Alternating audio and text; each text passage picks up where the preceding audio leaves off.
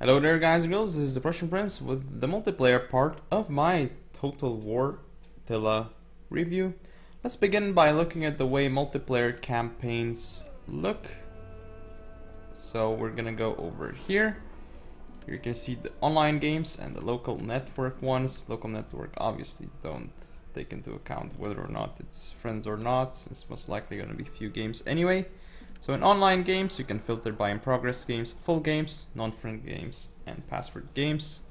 Lots of sorting available over here as well, I believe more than in Rome 2, don't remember 100%. You can refresh the list here, then you can press host, take whatever game name and password you want, if you want a password for your game that is.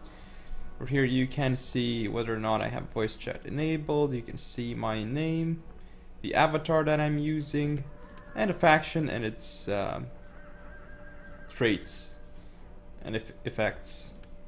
You can also change your faction here. Don't have the Viking Forefathers cultural pack enabled, so I can't play these three at the moment.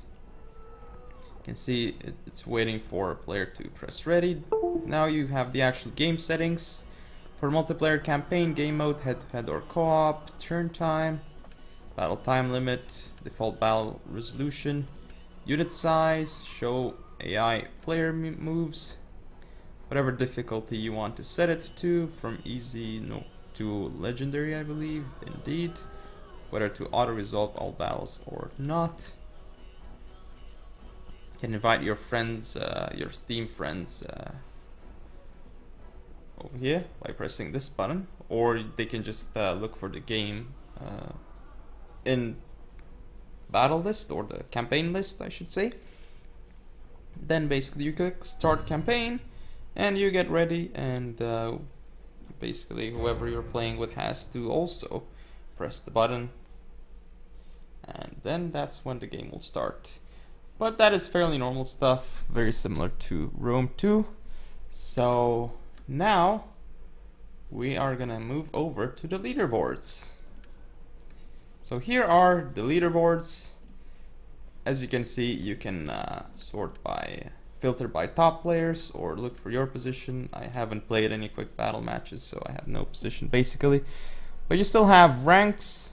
You can sort by rank, you can sort by name, alphabetically, and so on and so forth. The skill rating and the number of wins. So they haven't added the specific column for losses, or like how many times that player has disconnected or anything from a game or anything like that, which is a bit unfortunate, I guess. I would have liked to see such an addition. Here you can filter by all or friends, perhaps even a separate leaderboards for like naval or like 2v2s, 3v3s, just like in Shogun 2 basically, because the way it was in Shogun 2 was pretty nice, I feel.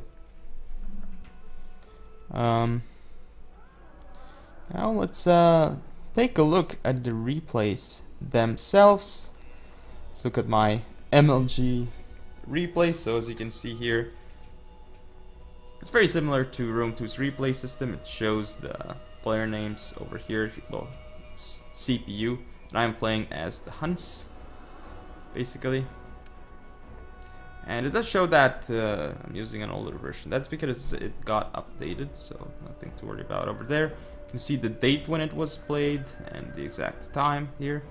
Again, player name over here, and then the faction name. Let's go ahead and watch the replay. You can also fight the battle or delete the replay if you so wish, but let's just watch the replay. And here you can see the Huns and then the Eastern Roman Empire, the factions that were used. Here we have the faction icons as well. The map name, though I would have liked to see the map name also in the replay selection screen, like before you actually load the replay.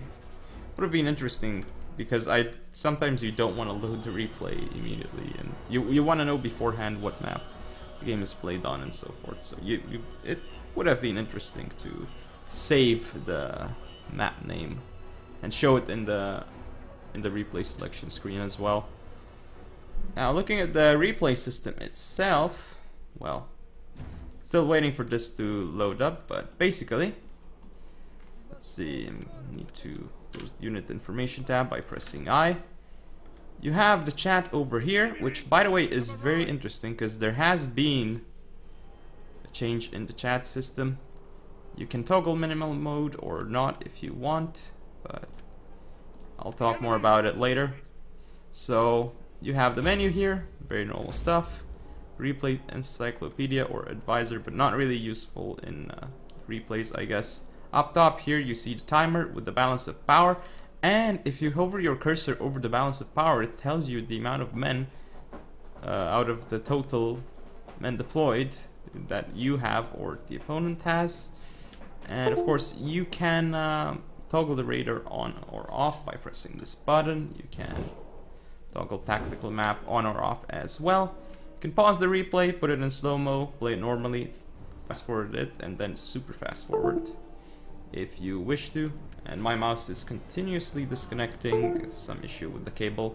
Hopefully that's not too big of a deal. You can see the radar over here again. You can edit it. And I believe you can also add the illustration tools if you edit the preferences.script.txt file. You might be able to get the illustration tools in the game as well, same as Rome 2, I believe. But you cannot rewind in replay still, which again is a bit unfortunate. I would have liked to see the ability to rewind replays. I think it would be a really good feature, but perhaps it is a bit too difficult to add into the current engine of the game. Of course, I don't actually know how it is coded or anything like that, so perhaps it is too difficult and too time consuming, but let's just fast forward it. As you can see, the timer is going down pretty quickly. The enemy have rallied their units. And the replay is from my perspective, so it does say that the enemy have rallied their units and the enemy general is dead, basically. So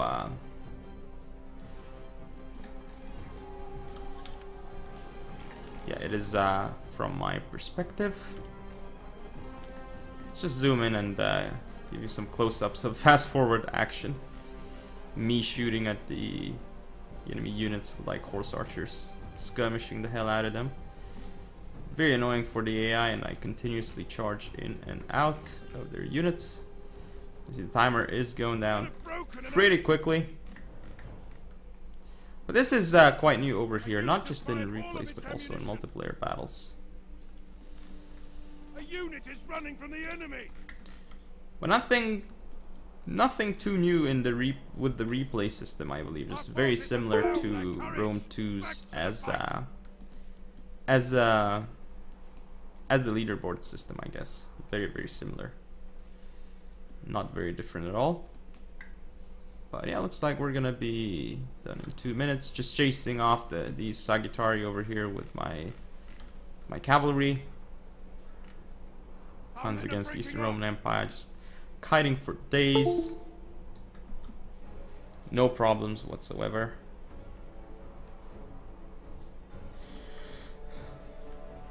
Just continuously charging and getting rid of isolated units that the enemy has, basically.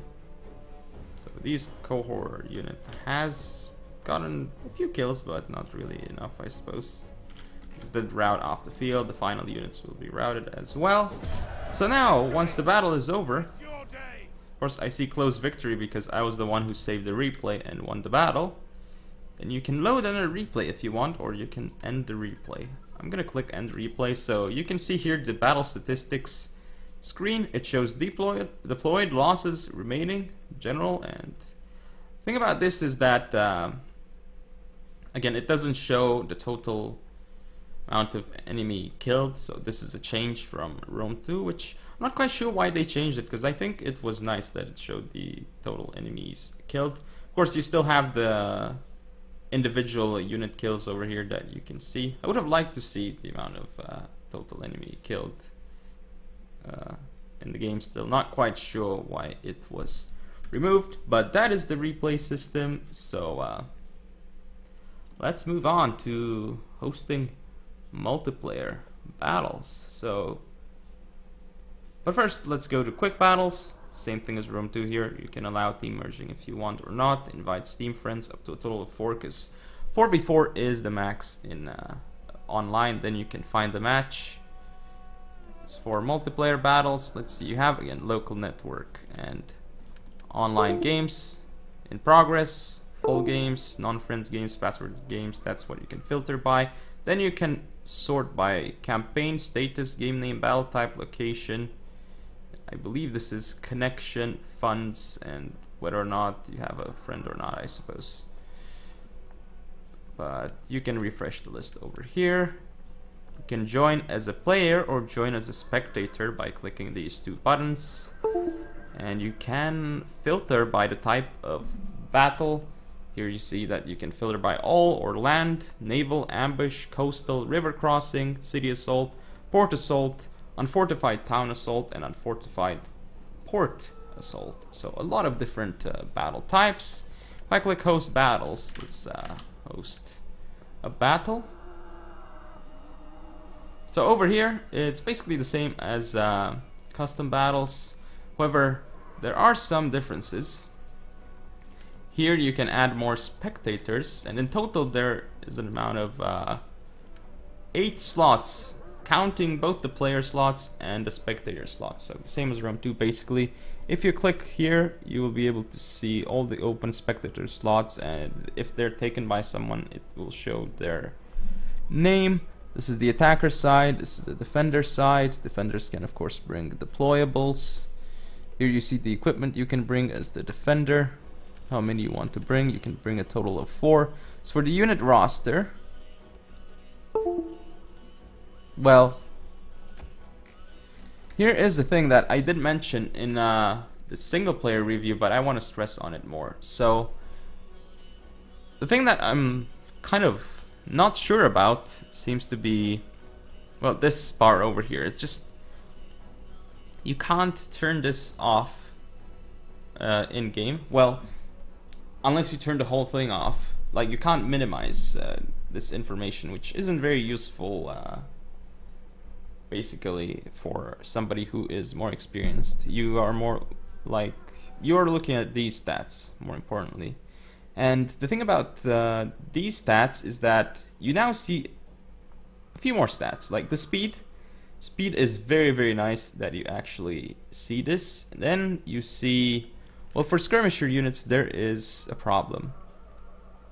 So you see the base damage, AP damage, and base reload time, right? And same for all the different shot types, which is really cool, and everything, just about everything says the exact values, and almost everything it does. But resistant to fatigue doesn't say exactly how resistant it is, if it is fully resistant or not. The unit is disciplined, so again it doesn't say the exact same values. What happens? It says it suffers, does not suffer a morale penalty when the general dies. Then one thing though is that you cannot see. Okay, you see the missile damage and you see the ammunition, but regarding the missile damage, okay, it has base damage and AP damage, but you can't see the reload, the exact reload speed. What you see over here is just the base reload time without the unit's actual reload skill being taken into account, and you don't see the range, so you don't see the reload speed or the range. However, if, let's see, if for instance you right click the unit,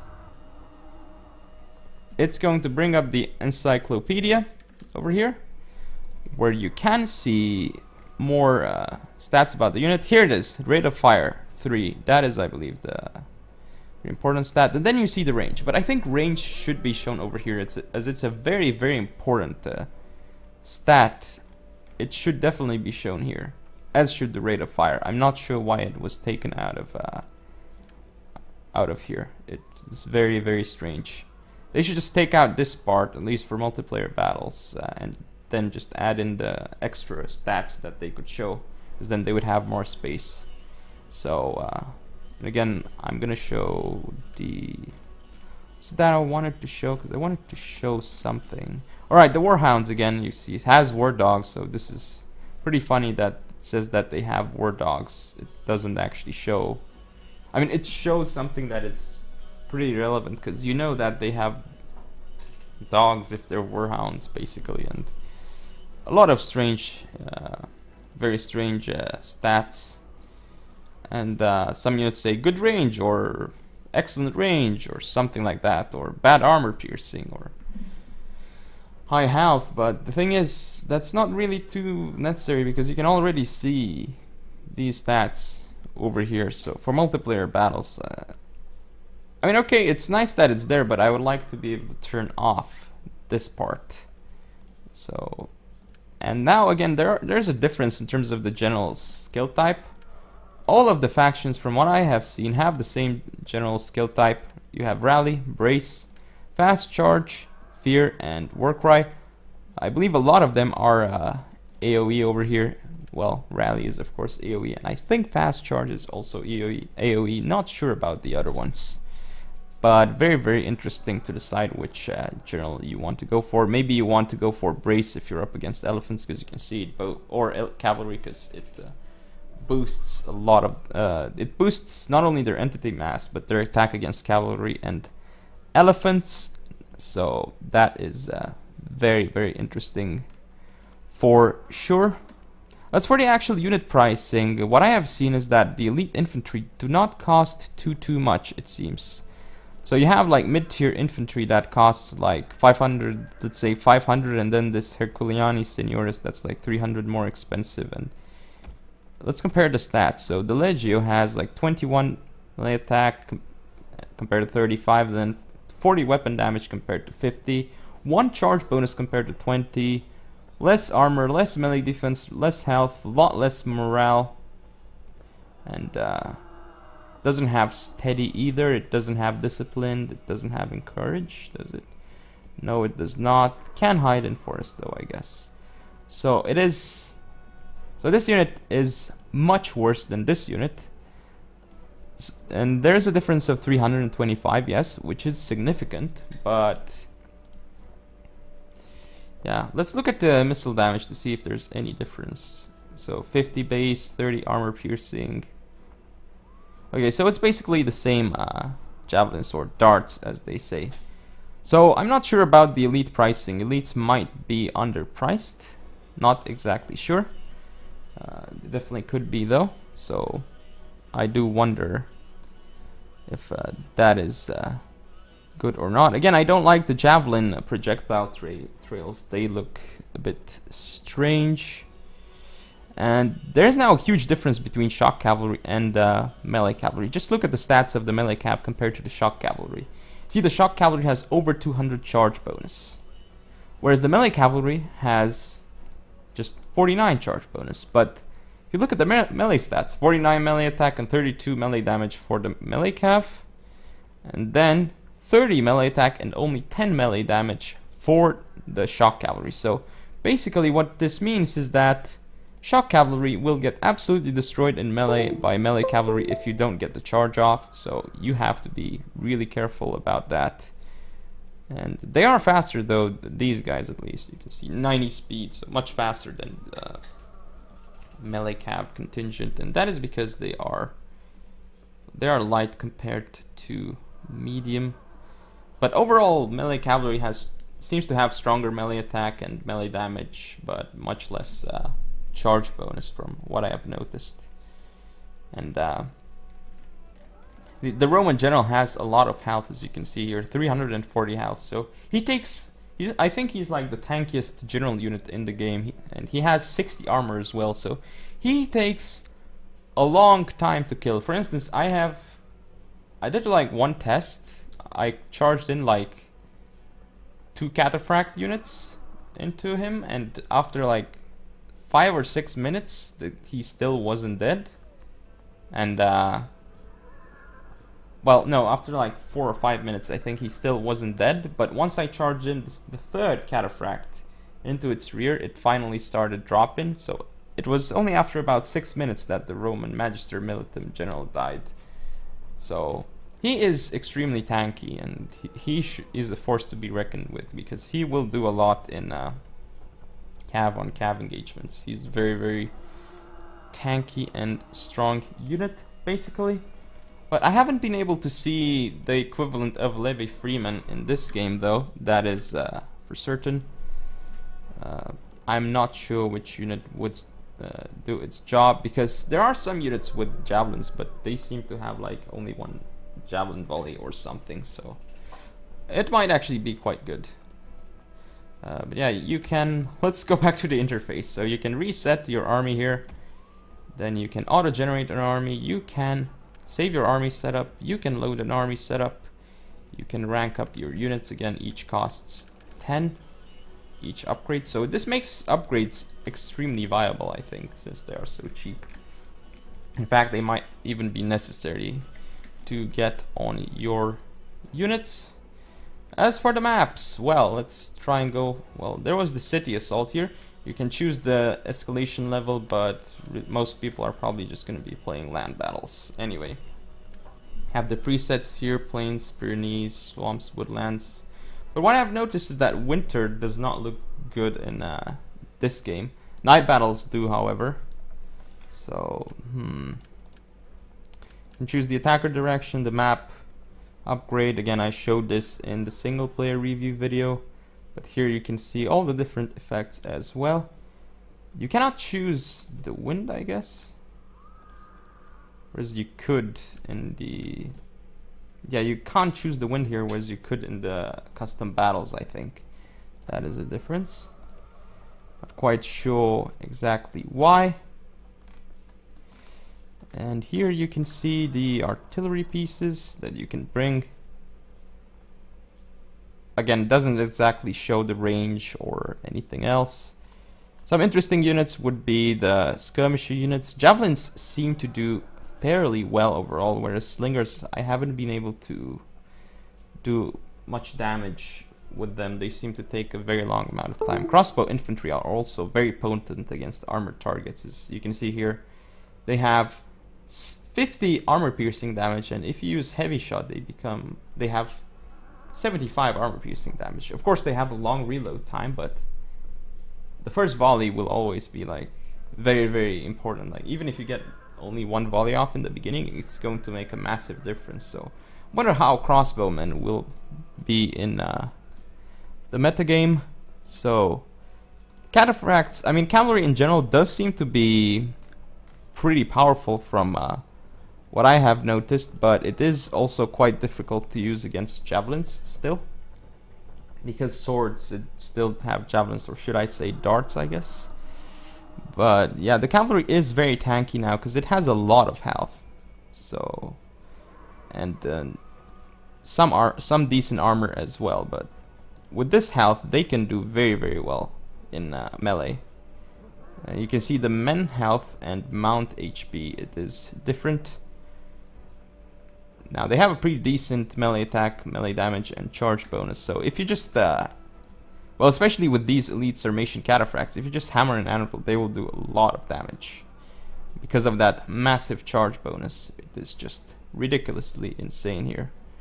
So it is very, very massive. And again, it shows here exactly what charge bonus does. It increases a unit's melee attack and damage when charging. This does not represent the physical impact of the charge. And yeah, very, very interesting that now the melee cavalry and shock cavalry seem to be even more specialized than they were in Rome 2. So shock cavalry will get slaughtered in melee, and melee cavalry will do very well in melee. Like, it's a lot more than it was in Rome 2, like a lot more from what I've seen. You really need to get the charges off with shock cavalry and keep hammer and anviling if you want to be cost effective with that unit. Archers seem to be alright, but for me it seems like crossbows and javelins have been most effective, whereas the slingers have not been able to do much for me. Like, they seem to be the weakest. So I wonder how that's going to go. Of course, I haven't done extensive testing of units, and there are some units that are like 300, 400 cheaper than others who completely stomp them. Like some axe units against like the Roman Herculiani, for instance. Herculiani cost like 825, I believe. Let's see. Oh, I loaded the wrong one. Western Roman Empire. Herculiani Seniores, and these guys cost 825, and one of the axe units for, was it the Franks? Not sure, but one of their axe units, or someone's axe units, did very well against them. Perhaps Ostrogoths. No, not Ostrogoths. It's these guys? Yeah, I think these Nordic axe warriors stomped the Herculiani Seniores. And yeah, because as you can see, they have a lot of good stats. So I wonder if this is a good thing or not. Again, I haven't done extensive testing, but it might be cool if you could destroy elite units with like much cheaper units that are specialized at dealing with them, even if they're cheaper. Whereas these guys would get destroyed by cavalry, for instance. Would be an interesting way to balance the game, I think. But for Rome, I have noticed that the Roman general Magister Militum is the best general to bring. Everything else seems to be subpar. The Palatina guards are extremely weak, as you can see, based on their stats. And the Magister Militum, just look at his health. Men health, 174, mount HP, 165. So these guys will take a lot of time to actually be gone from the field. But yeah, let's actually start a battle. I'm going to add a add a CPU over there. And I'm not going to show the battle, but I'm just going to, let's auto-generate an army. Just going to show some things in the battle that I do want to show. Mostly interface stuff, I guess. Well, only interface stuff. So you can see the battle loading up. Does not say the alliances though, like who's on which side. Which is strange that it's not actually mentioning my name over here or anywhere. So this is the battle. Again, I'm using the debug camera, and over here you can see the map markers, the usual ones from Rome 2. This is with the arrows. This is a defensive one. Oh no, this is the general map marker. This is the defensive one. So very, very cool map markers that you can use. I do like that they were added in Rome 2 and still kept in Attila. This is very nice. Again, the radar over here, which you can make smaller or larger as you wish. The strategic or the tactical map, very, very cool. And you will draw if the time runs out. So basically, if the time runs out, there will be a draw. Again, here you can see the allied men count and the enemy men count. So not quite sure about that, if it's actually a good idea or not. Again, if you mouse over, say, here it says that since this is a forest, wait, where is it? Right. It lowers the speed and it lowers the charge bonus a lot. As you can see here, 75% speed and 75% charge bonus. So this is actually more informative than Rome 2 was. It did not inform properly what forests actually did. This is more of an exact value, which is good to see. Now I believe they changed the grouping in Attila. For instance, if you press G, now it makes a locked group, and I believe in Rome 2 it made a non-locked group. But if you press Ctrl G, it's going to make a regular group. So if you can just recall the group by pressing 1. And your general, again, you have ability slots which you can activate by pressing, say, personally I use Shift plus 1 to 0 for my abilities, basically. So like the first ability is Shift 1, Shift 2 is the next, Shift 3 is the third, so and so on and so forth, basically, to activate them. But a lot of units seem to have loose spacing, which is pretty cool. This makes them much more effective against enemy missile troops, I suppose. And over here you can see these units that have guerrilla deployment. You can deploy them anywhere on the field, so let's try deploying them like this. And here you see, well, again, I'm going to mention that these guys over here, since they do have javelins, you have a blue bar over here showing their ammo, and also on the map itself, which your opponent can also see, which I think is quite good. The fact that you can see the ammo left on a unit, even as the opponent, might be quite nice. And you can see the amount of upgrades they have over here. Pretty nice by this unit experience. Icon, my general has 2 silver upgrades basically, and you can see as a general by this star icon. Now I have 2 onagers, which obviously pretty interesting units on field. You can use different rounds for them, flaming round or explosive round, fire at will off or on. Here's the drop siege equipment if you wish, or barrage, increases their rate of fire and so on and so forth, but it does make them super fatigued. In fact, since it's plus 100% fatigue, it makes them get max fatigue. And the unit cards, I much prefer them over Rome 2's unit cards, I have to say so myself. It's much easier to see which units are which, and over here if you press if you hold down this button or hold down space, you can see additional information about your troops on the battlefield. For instance, you will see the radius of their encourage aura, or you will be able to see their morale effect, their morale value, or their fatigue value. So that face is how high morale they have. Since it's green, they have a lot of morale, and this these legs here show their current fatigue level. Since it's green, again, very, very good fatigue levels. So that is basically how you can do it. If you hold down space, you can see all those stats much more easily, and it also pulls up their HP and their ammo from farther away. So very, very nice to see as well. And I believe this is this a road? It kind of is, but it doesn't show what it does, so I guess it may not actually count as a road. But this does count it as a forest, so it lowers speed and charge bonus. But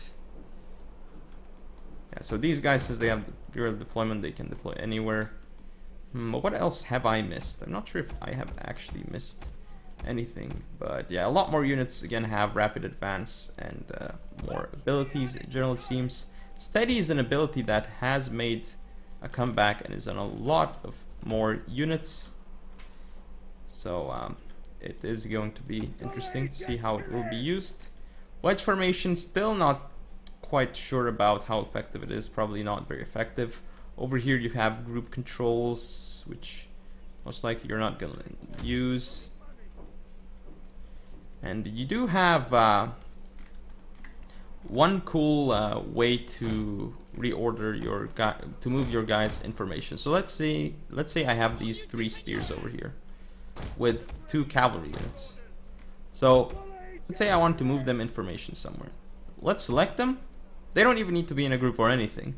Now you can hold down Alt, and with your mouse you can hold left click, then drag them anywhere on the map you want to deploy them information, or like just move them basically. But since it's deployment phase, you'll just be deploying them, moving them instantly. So that is how it works now. Before, you just needed to use the left mouse button, and I think it is better now because with the modifier key, you're less likely to make any mistakes basically. So you will probably see more use of this ability to control your troops. I think it is a very, very good way to do it, and it should allow players to have more control over their armies. It's very, very, very nice. And they changed the way, I think it wasn't like this in Rome 2, but now they changed the way you rotate the camera. So basically, if you hold down the middle mouse button and you rotate your camera around, your cursor disappears, and then if you stop holding down the middle mouse button, your cursor is reverted to its original position before you started rotating the camera. So it is very, very nice, I think. I'm not sure if that was the case in Rome 2, but I think it wasn't. Regardless, the way it is right now is very, very nice with rotating the camera. I do like it a lot. And you can see here players ready, but since it's AI just presses ready immediately. So This is I do indeed like some of the improvements they have made to multiplayer. The thing about the preset maps though is that they have not a lot of preset maps. They have 5 preset maps, so it's not a lot, but perhaps they will add more in the future. Of course, you still have the battle map selector, which you can use to choose whatever map you want. And now you can actually insert the coordinates by just typing them in as well. So you don't have to go on the map itself and start like looking for some specific coordinates you want. That is very nice quality of life improvement again. So overall, I feel like they have made some nice changes towards the controls of the game and improving the quality of life for multiplayer. But again, they have regressed a little bit in some areas, though I think that can hopefully be fixed by the time the game is released or in the next few patches. So this might be nice, but we will see, because still like some very odd changes. I'm not too sure what to think about the multiplayer yet, to be honest. So, but it's definitely not the level of Shogun 2, of how good Shogun 2 was in multiplayer, or Fall of the Samurai. I think Fall of the Samurai still remains my favorite multiplayer game. Yes, you can argue that the Avatar Conquest wasn't like, it had its flaws for sure, but it was very nice multiplayer edition. Whereas Rome 2 and Attila seem to lack something in multiplayer, but they can, with some changes, I think that this game could be nice in multiplayer. At the moment, I'm not sold on it though. I haven't had enough time to play both the single player and the multiplayer, but it does look like very similar to Rome 2 in both in terms of single player and multiplayer. But I think that the single player has been improved by quite a bit compared to Rome 2, whereas the multiplayer, I'm not sure what to think about it yet, because they have made some interesting decisions in terms of the multiplayer. But we will see more once the game is released, and I test more stuff and see how the game is balanced. But that has been my multiplayer review, so I hope you guys found it useful. If you did, don't forget to comment, rate, and subscribe. Follow me on Facebook, Twitter, and Google+. Share the video, and I shall see you next time.